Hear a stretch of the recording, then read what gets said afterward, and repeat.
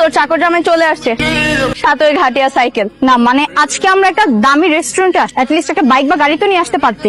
জি madam, এখন গিয়ে নিয়ে আসবো। থাক, আপাতত এইটাকে দূরে রেখে আয়। আচ্ছা ভাই, ঠিক আছে। এই ছাগলটাই কি তাহলে তোমাদের বাড়ির জামাই? শুধু শুধু আমার খাড়াইতা কেন? সাইকেলটা ওই জায়গায় পার্কিং করলে কি হইতো? এখন এই সাইকেল আমি কই পার্কিং করবো? বাবা বাবা বাবা, মামনি, কে তোমার বাবা? তুমি তো আমার বাবা, তুমি আমার সাথে দুষ্টুমি করো। আরে বাবা, আমি তোমার সাথে দুষ্টুমি করবো কেন? আমি তোমার বাবা না, তোমার ভুল হচ্ছে, তোমার বাবা বাসায়। এই বাচ্চাটা গোলামকে দেখে বাবা বাবা ডাকতেছে কেন? হয়তো গোলামের মেয়ে। গোলামের আগের বউ বাচ্চা আছে? অসম্ভব, গোলামের আগে কোনো বউ বাচ্চা থাকতে পারে না। যদি থাকতো ও আমাকে এতদিন অবশ্যই বলতো। অ্যাটলিস্ট ওর উপর আমার এতটুকু বিশ্বাস আছে। বাবা বাসায় চলো, চলো আমার সাথে চলো। হ্যাঁ মামনি, তুমি থাকো, হ্যাঁ থাকো, চল।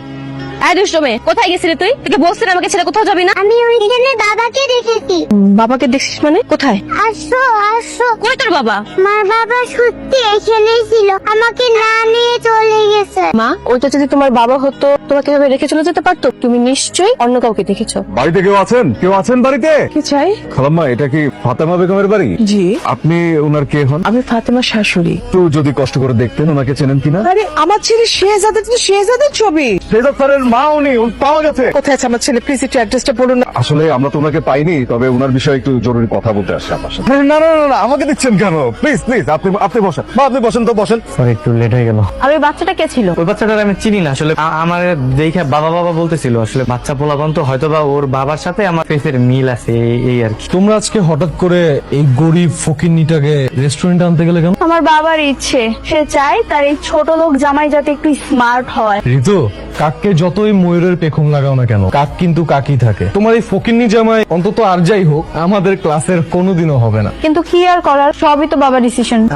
আমি কি স্মার্ট হইতে পারবো না? আমার মধ্যে কি কম আছে? তুই তো বেটা ওদের বাড়ির কাজের লোক। তুই এই বাসন মাজা, ঘর মোছা, রান্না বান্না করা, এগুলো তোর কাজ। তুই তো বেটা হাফ লেডিস। ভাই, বাসা বাড়িতে কাজ করলে কি পুরুষরা কি হাফ লেডিস হয়ে যায় নাকি? আপনি বলেন পুরুষ পারে এমন একটা কাজ দেন আমি যেটা পারবো না। দেখি তোর পুরুষত্ব। আমার সাথে পাঞ্জালর। ভয় পেয়ে গেছো? সরি ভাই, সরি। ও মাই গড, তুমি এটা কি করলে? আমি বুঝতে পারিনি, সরি। ওরা খুব বীর পুরুষ, আমাদের সব খাবারের বিলও দিবে। আজকের বিলটা তুমি দিয়ে দাও। আমি কেমনে বিল দিব? আমার কাছে তো টাকা নেই। তোর কাছে টাকা নেই তো আমরা কি করবো? টাকা না থাকলে সমস্যা নাই তো, এখানে বাসন মাজার ব্যবস্থা আছে। আপনাদের বিল হয়েছে ৯৫০০ টাকা। এত টাকা? ভাই, আমার কাছে ৬০০-৭০০ টাকা আছে। করবো না ৬০০? এই আপনার কি মাথা ঠিক আছে? আপনার কাছে টাকা নেই তো আপনি রেস্টুরেন্টে খেতে আসছেন কেন? চুপচাপ টাকা বের করেন, না হলে কিভাবে টাকা বের করতে হয় সেটা আমি ভালো করে। এই আপনি দাঁড়িয়ে আছেন কেন? টাকা বের করেন। হ্যাঁ চুপ, কথা কানে যাচ্ছে না আপনার? কি হয়েছে এখানে স্যার? কোনো সমস্যা স্যার? সরি স্যার, ও বুঝতে পারিনি স্যার, আপনাকে চিনতে পারিনি স্যার। সরি, ওর হয়ে আমি ক্ষমা চাচ্ছি স্যার। ক্ষমা চাও। কি বলছেন? এই সামান্য ছোট লোকের কাছে আমি ক্ষমা চাইবো, যে কিনা রেস্টুরেন্টের বিল দিতে পারছে না?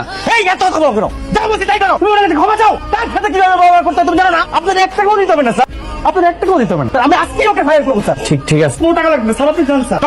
এখানে হচ্ছেটা কি? ম্যানেজার কি পাগল হয়ে গেছে নাকি? ভিতরে কি এমন করলি যে ম্যানেজার তোকে স্যার বলে ডাকতেছে? ম্যানেজারের আচরণ দেখে মনে হচ্ছে গোলাম অনেক বড় মাপের কেউ। ওকে দেখে কেমন কাঁপাকাঁপি শুরু করে দিল। আরে নিশ্চয়ই ওকে ভুল করে অন্য কেউ ভেবেছে।